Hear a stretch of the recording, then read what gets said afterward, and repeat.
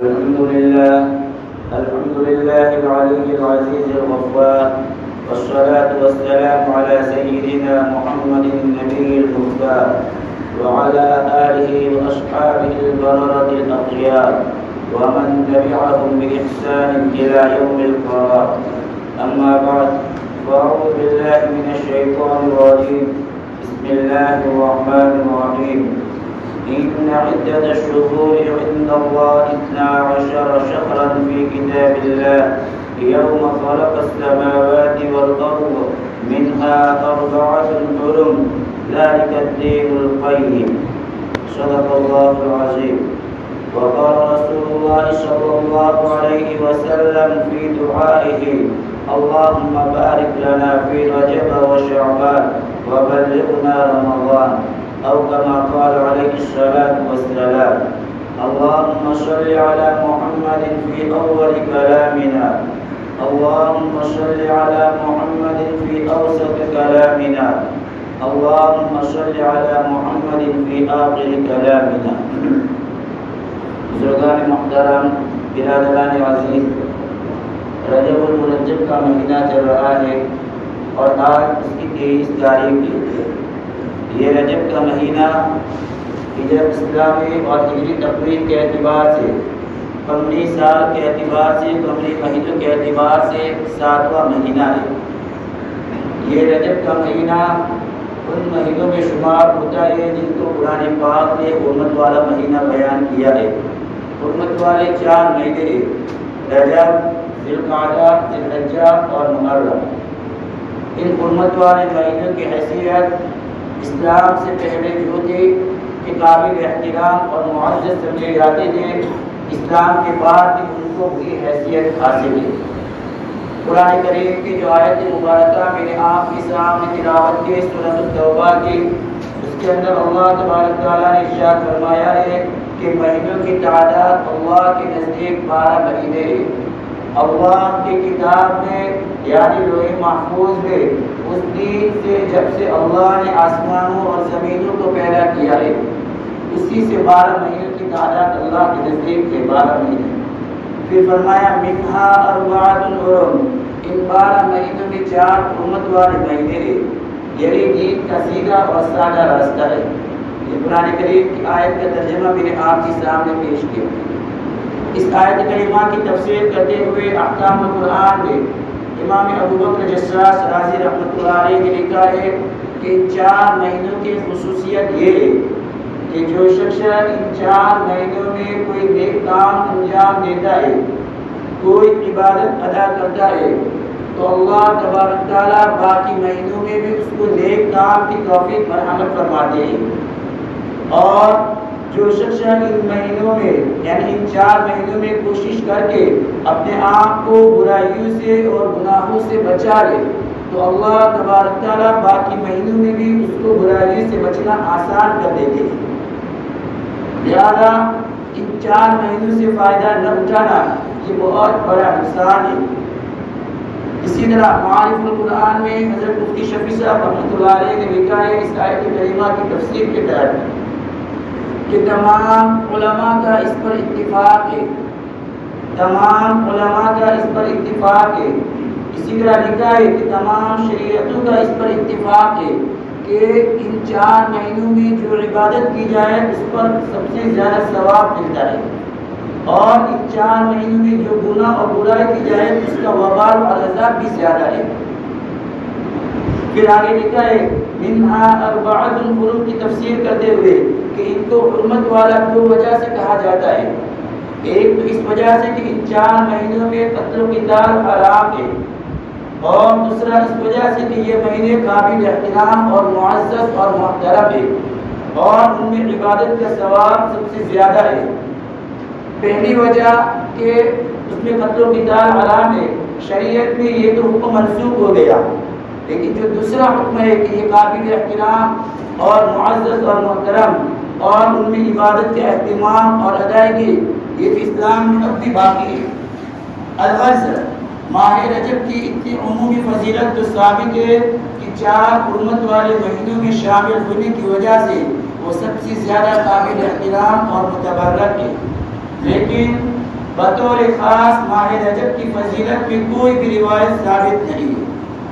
لیکن آج بڑے افسوس کے ساتھ یہ کہنا پڑتا ہے کہ ماہ رجب کے متعلق لوگوں کے درمیان طرح طرح کی غلط فہمیاں پیدا ہو گئی ہے۔ اس کی حقیقت سمجھ لینے کی ضرورت ہے۔ تو سن لیجیے، اس ماہ مبارک کے بارے میں جو بات نبی پاک صلی اللہ علیہ وسلم سے صحیح سند کے ساتھ ثابت ہے وہ یہ ہے کہ جب رجب کا چاند نبی پاک علیہ السلام دیکھتے تھے تو چاند دیکھ کر آپ یہ دعا فرمایا کرتے تھے جو ابھی میں نے آپ کے سامنے خطبے میں دعا نقل کی، اللہم بارک لنا فی رجب و شعبان وبلغنا رمضان، اے اللہ ہمارے لیے رجب اور شعبان کے مہینے میں برکت عطا فرمائیے اور ہمیں رمضان تک پہنچا دیجیے، یعنی ہماری عمر اتنی کر دیجیے کہ ہم اپنی زندگی میں رمضان مبارک کو پا لیں۔ گویا کہ پہلے سے رمضان مبارک کی آمد کا اشتیاق تھا۔ یہ دعا نبی پاک صلی اللہ علیہ وسلم سے صحیح سند کے ساتھ ثابت ہے، اس لیے یہ دعا کرنا سنت ہے۔ اگر کسی نے شروع رجب میں دعا نہ کی تو اب یہ دعا کر لیں۔ اس کے علاوہ اور چیزیں جو عام لوگوں میں مشہور اور معروف ہو گئی ہے اس کی کوئی حقیقت اور کوئی بنیاد نہیں۔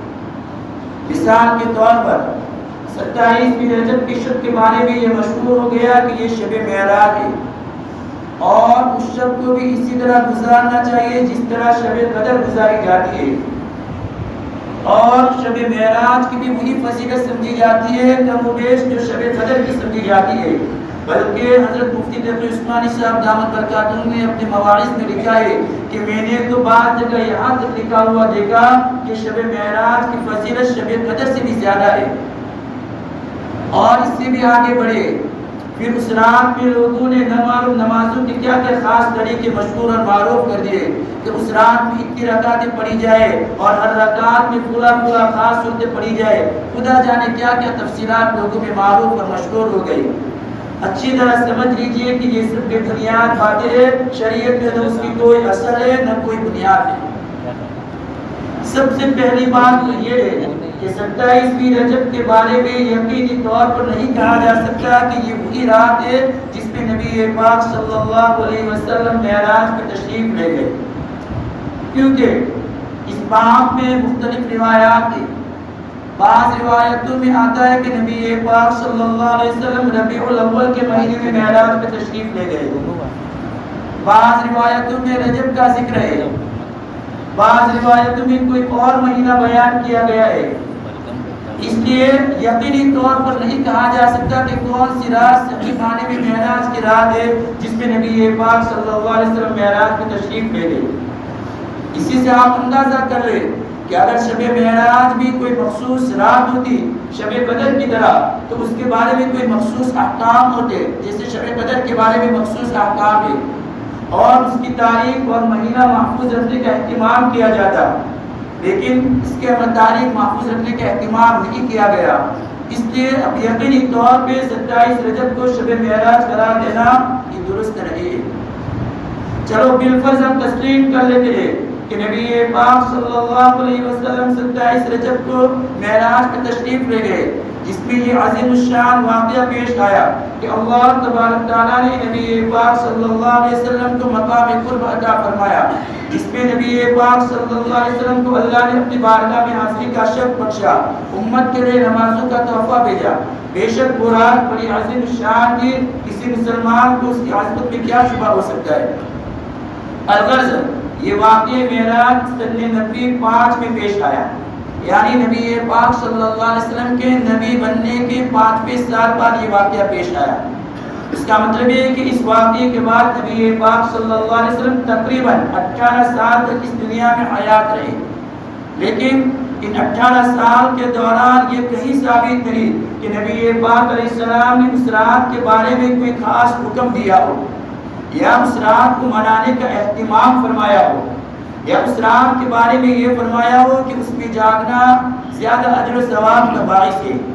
نہ تو آپ کا کوئی ایسا ارشاد ثابت ہے، نہ آپ کے زمانے میں اس رات میں جاگنے کا اہتمام ثابت ہے، نہ تو آپ جاگے، نہ صحابہ کرام تو اس کی تاکید کے، نہ صحابہ کرام نے اپنے طور پر اس کا اہتمام فرمایا۔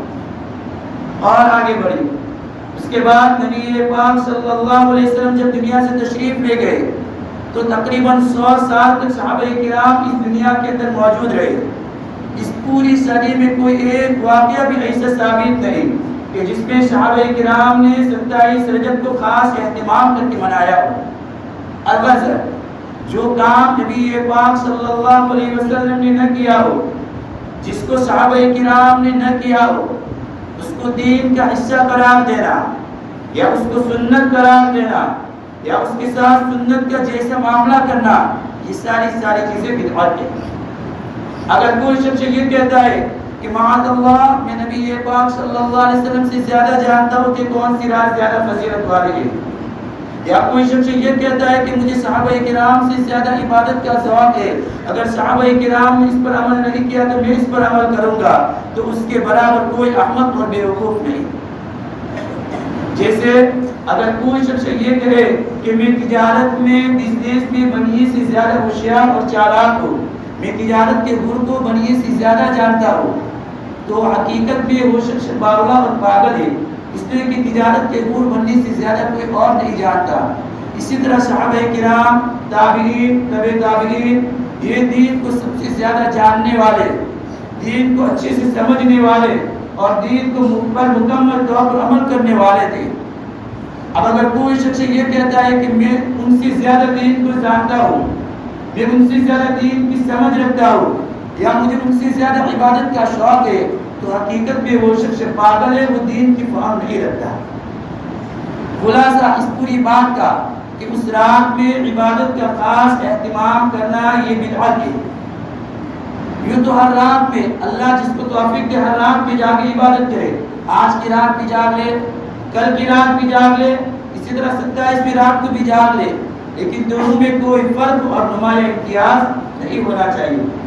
یہ تو 27ویں رجب کی شب کے بارے میں نے آپ سے بات کی. اسی طرح 27ویں رجب کا روزہ، اس کو بعض لوگ فضیلت والا روزہ سمجھتے ہیں، جیسے کہ عاشورہ کا روزہ اور عرفہ کا روزہ فضیلت والا ہے، اور اس کے بارے میں نبی پاک علیہ السلام نے خود حکم بھی دیا ہے. تو اسی طرح یہ سمجھتے ہیں کہ 27ویں رجب کا روزہ بھی فضیلت والا ہے، اور بعض کتابوں میں تو یہاں تک لکھا ہے کہ یہ ہزاری روزہ ہے. ہزاری روزہ کا مطلب کہ ایک روزہ 1000 روزوں کے برابر ہے. سن لیجئے کہ ایسی کوئی روایت صحیح سند کے ساتھ نبی پاک صلی اللہ علیہ وسلم سے ثابت نہیں ہے، بلکہ حضرت عمر فاروق رضی اللہ عنہ کے دور خلافت میں جب بعض لوگ 27 رجب کا خاص اہتمام کر کے روزہ رکھنے لگے، جب حضرت عمر فاروق رضی اللہ عنہ کو پتہ چلا کہ لوگ 27 رجب کا خاص اہتمام کر کے روزہ رکھنے لگے، تو فوراً وہ اپنے گھر سے نکل پڑے، کیونکہ ان کے یہاں تو دین میں ذرا ادھر یا ادھر ہونا ممکن نہیں تھا. چنانچہ وہ فوراً اپنے گھر سے نکل پڑے اور ایک ایک شخص کے پاس جا کر زبردستی اس سے فرماتے کہ میرے سامنے کھانا کھاؤ، اور اس بات کا ثبوت دو کہ تمہارا روزہ نہیں ہے. یا آپ نے اس لیے کیا تاکہ لوگوں کو یہ خیال نہ ہو کہ آج کا روزہ زیادہ فضیلت والا ہے. جسے عام دنوں میں روزہ رکھا جاتا ہے، اسی طرح اس دن میں روزہ رکھنا چاہیے. یہ حضرت عمر فاروق رضی اللہ عنہ نے اس لیے کیا تاکہ بدعت کا سدباب ہو اور دین میں اپنی طرف سے کوئی زیادتی نہ ہو. اسی سے ایک بات ہم کو یہ بھی سمجھ میں آئی.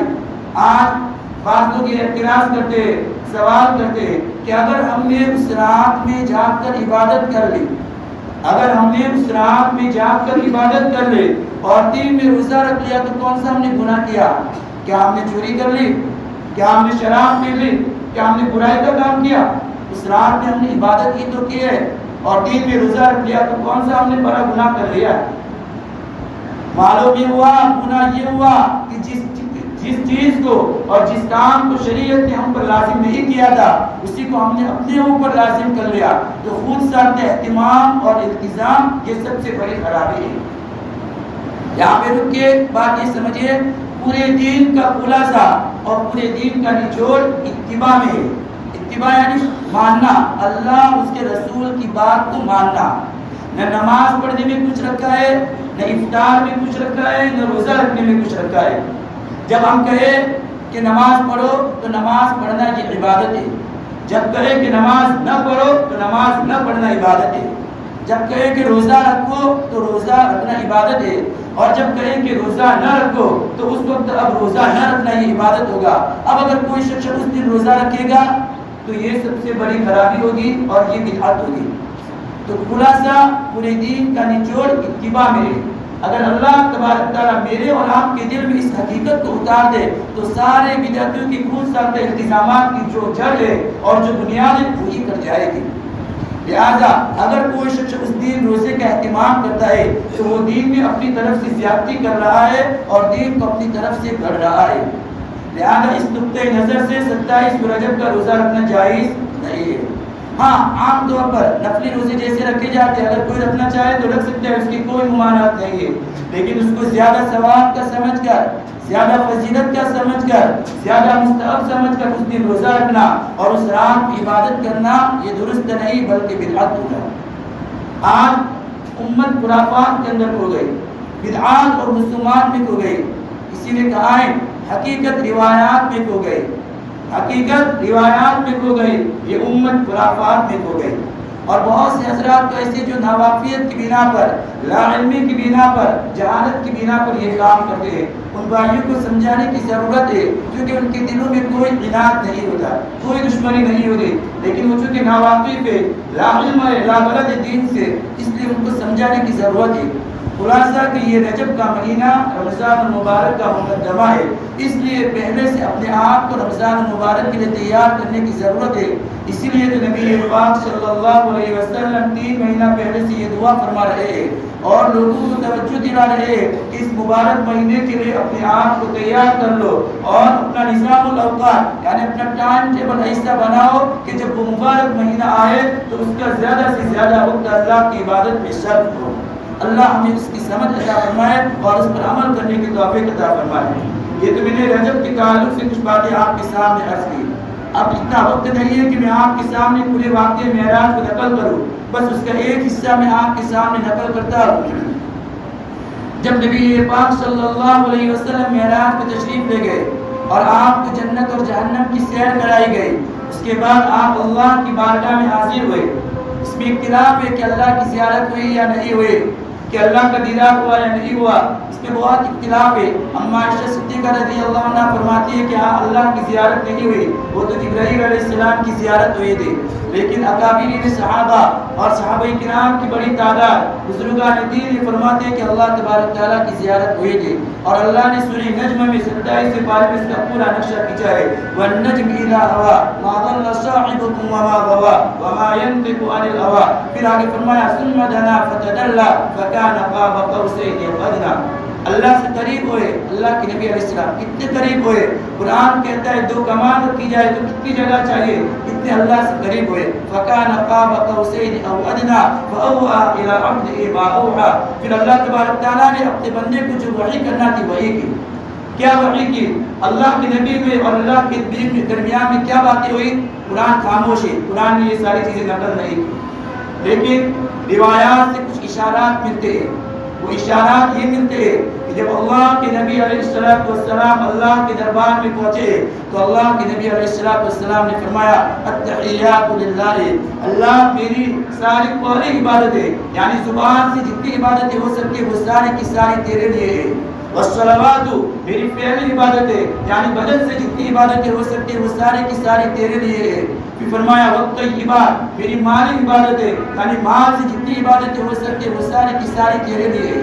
تو اللہ کے نبی علیہ السلام نے فرمایا التحیات للہ والصلوات والطیبات، اللہ کی طرف سے آپ کو کہا گیا السلام علیکہ ایھا النبی ورحمۃ اللہ وبرکاتہ، اے نبی جی تجھ پر درود و سلام ہو۔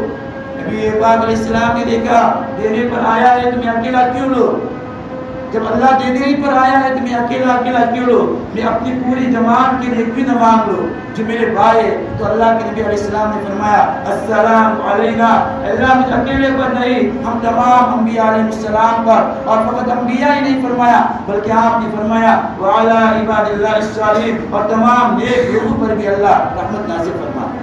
اسی لیے تو عبداللہ بن مسعود رضی اللہ عنہ فرماتے ہیں، بخاری شریف کی روایت کے اندر موجود ہے، عبداللہ بن مسعود رضی اللہ عنہ فرماتے ہیں کہ تم صالح بندہ بن جاؤ، نبی کی معراج والی دعا تمہیں لگ جائے گی۔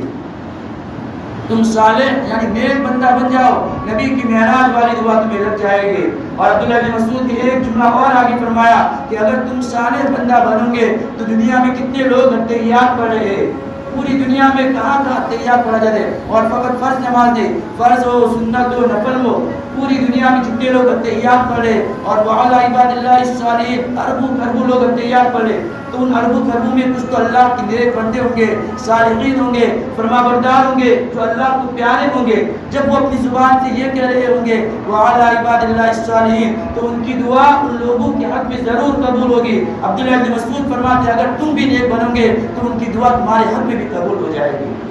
خلاصہ یہ نبی پاک علیہ السلام نے سوچا کہ میں اکیلا کیوں رہوں، یہ تو میرے اور آپ کے لیے مسئلہ ہوتا ہے کہ جب ہم دعا مانگتے تو اپنے اکیلے مانگتے، اس کو نہ ملے تو کچھ نہیں، مجھے تو ملنا چاہیے، لیکن نبی پاک علیہ السلام سوچ رہے کہ میں اکیلا کیوں رہوں، اس پر اللہ کے نبی نے پوری امت کے لیے مانگا وعلی عباد اللہ الصالحین۔ یہ تو ایک جز میں نے آپ کے سامنے نقل کیا۔ دوسری بات یہ لوگوں میں مشہور ہے کہ جب اللہ کے نبی علیہ السلام معراج سے واپس تشریف لا رہے تھے تو اللہ تبارک تعالیٰ نے آپ کو نماز کا تحفہ دیا۔ یقیناً آپ کو نماز کا تحفہ دیا گیا، لیکن ایک تحفہ نہیں دیا گیا تھا بلکہ آپ کو 3 تحفے دیے گئے تھے جب آپ معراج سے واپس تشریف لا رہے تھے۔ ایک تحفہ آپ کو یہ دیا گیا سورہ بقرہ کے آخر کی 2 آیات آمن الرسول سے لے کر آخر تک، یہ 2 آیتیں آپ کو معراج میں دی گئی، اور اس آیت کے بارے میں اللہ کے نبی علیہ السلام سے فرمایا گیا اے نبی جی آپ کی امت اگر ان آیات کو صبح میں پڑھ لے گی تو شام تک میرے فرشتے اس کی حفاظت کریں گے، اور اگر شام کو پڑھے گی تو صبح تک میرے فرشتے اس کی حفاظت کریں گے۔ یہ عظیم تحفہ معراج کی رات میں آپ کو دیا گیا۔ دوسرا عظیم تحفہ یہ دیا گیا، اللہ کے نبی سے فرمایا کہ آپ کی امت بڑے سے بڑا گناہ کرے گی بشرط کہ شرک نے کیا ہو، اگر مجھ سے معافی مانگے گی تو میں اسے معاف کر دوں گا۔ پہلی امت میں ایسی بات نہیں تھی، پہلی امت میں کبیرہ گناہ معاف نہیں تھا، جسے شرک معاف نہیں ایسے کبیرہ گناہ معاف نہیں، زنا معاف نہیں، چوری معاف نہیں، یہ پہلی امت میں نہیں تھا، لیکن میرے نبی کی برکت سے اللہ نے اس امت کو بہت نوازا ہے، تو اللہ نے فرمایا اپنے نبی سے آپ کی امت بڑے سے بڑا گناہ کرے گی بشرط کہ شرک نہ کیا ہو اور سکرات کا عالم شروع نہ ہوا ہو، اگر مجھ سے معافی مانگے گی تو میں اسے معاف کر دوں گا۔ یہ عظیم تحفہ نبی کی برکت سے اللہ نے اس امت کو بھی مدد فرمایا۔ اور تیسرا عظیم تحفہ اللہ نے نماز کا دیا۔ یہاں ایک سوال جو ذہن میں آتا ہے، بس اس سوال کو نقل کر کے اور جواب نقل کر کے میں اپنی بات ختم کر دوں گا کہ اللہ تبارک تعالیٰ نے معراج ہی کے موقع پر نماز کیوں دی؟ جس طرح اللہ نے اس زمین میں، جیسے کہ پہلے جمعے اس سے پہلے میں نے آپ کے سامنے اور اسی طرح مولانا نے بھی نقل کیا تھا کہ جتنی بھی احکامات ہیں وہ سارے اللہ نے اس زمین پر دیے، لیکن جب نماز کی باری آئی تو اللہ نے نبی پاک علیہ السلام کو اسپیشل سفر کروایا اور معراج میں بلایا، پھر اس کے بعد نماز کا تحفہ دیا۔ تو جیسے اللہ تبارک تعالیٰ اسی زمین پر آپ کو روزی دیے، آپ کو زکوٰۃ دی گئی، حج کے مسائل دیے گئے، تو آپ کو نماز بھی اسی ہوئے زمین پر دے دیتا، لیکن آپ کو باقاعدہ اسپیشل اس کے لیے سفر کروایا گیا، پھر آپ کو نماز دی گئی۔ اس کی کیا حکمت ہے؟ اس کی حکمت یہ کہ اللہ کے حبیب کو اللہ کی درباری اور حضوری نصیب ہوئی، اللہ کے حبیب کو اللہ کی درباری اور حضوری نصیب ہوئے، تو اللہ کے نبی نے سوچا اے اللہ میں تو تیرے دربار میں پہنچ گیا، مجھے تیری حضوری اور تیرا تقرب نصیب ہو گیا، لیکن میری امت تیرے دربار میں کیسے پہنچے گی؟ اللہ کے نبی کے دل میں جو بات تھی اللہ نے اسی بات کے سامنے رکھ کر نماز کا تحفہ دیا اور فرمایا ان العبد يتقرب الى الله تعالی بالسجود۔ اے نبی جی جب تیری امت نماز پڑھے گی اور سجدے میں جائے گی تو جیسے تو قریب ہوا ہے تیری امت بھی قریب ہو جائے گی۔ یہ عظیم حکمت ہے، یہ عظیم الشان حکمت اللہ کے نبی علیہ السلام کو معراج میں جو نماز دی گئی اس کی یہ حکمت ہے۔ خلاصہ یہ عظیم تحفہ جو اللہ تبارک تعالیٰ نے اس امت کو عطا فرمایا نبی پاک علیہ السلام کے واسطے سے، اور امت سے یوں کہا کہ دیکھو اگر تم اس نعمت عظمیٰ کو ادا کرو گے تو تمہیں بھی اللہ کا تقرب نصیب ہوگا، اللہ سے قربت حاصل ہوگی۔ نبی پاک علیہ السلام کی زندگی میں حضرت سے کبھی بھی نماز چھوڑنا ثابت نہیں، کبھی بھی حضرت سے نماز چھوڑنا ثابت نہیں، چاہے بیماری ہو، حالات ہو، پریشانیاں ہو، مصائب ہو، کیسے بھی تکلیف اور پریشانی ہو، لیکن نماز چھوڑنا آپ سے ثابت نہیں۔ لیکن آج اس نعمت عظمیٰ کے بعد میں ہماری غفلت کیا ہے؟ بس جمعہ کو ہم دیکھ لیجئے کتنے ہمارے نوجوان ہیں 2 رکعت پڑھ کے نکل جاتے، سنت بھی نہیں پڑھتے۔ بڑے افسوس کی بات ہے جبکہ جمعہ سے پہلے بھی 4 رکعت سنت موقدہ ہے، جمعہ کے بعد بھی سنت موقدہ ہے، لیکن کتنے لوگ جو فقط 2 رکعت پڑھ کے نکل جاتے ہیں. کیا ہم اللہ کے نبی کے ایسے عاشق ایسے دیوانے کہ آپ کے طریقوں کو چھوڑ دیں؟ کیا محبت اسی کا نام ہے؟ جبکہ اللہ کے نبی نے فرمایا میری آنکھوں کی ٹھنڈک نماز میں. جو باتیں آپ کے سامنے کہی گئی اور پیش کی گئی معراج کے تعلق سے اور معراج کے اندر جو خرافات رواج پا گئی اس کے تعلق سے، اللہ تبارک تعالیٰ مجھے بھی اور آپ کو بھی اور امت کو اس پر عمل کرنے کی توفیق عطا فرمائے. وآخر دعوانا الحمدللہ.